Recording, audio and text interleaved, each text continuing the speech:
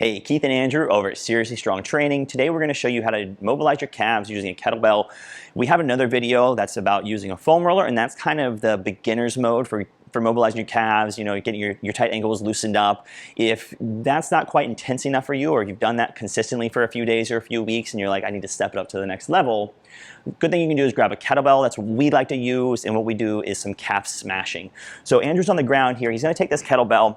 What we're using is a 20-pounder. It's what you need is going to be completely up to you. It may be most appropriate to start with something a little lighter in the beginning and then go a little heavier as you go along. And again, we're going to show you a couple variations of the kettlebell, how to make it a little more intense. So he's just going to pick it up. He's going to set it on his calf.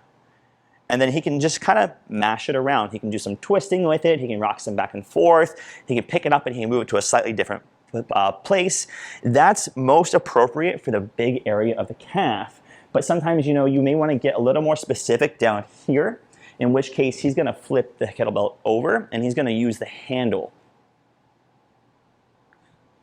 So he can get pretty intense like that. Just like we were showing you maybe in the foam rolling video, if you had a chance to watch that one, he can rock back and forth. He can go toes forward and backwards.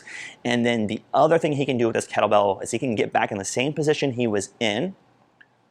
He's going to flip it over and grab it by the base of the kettlebell.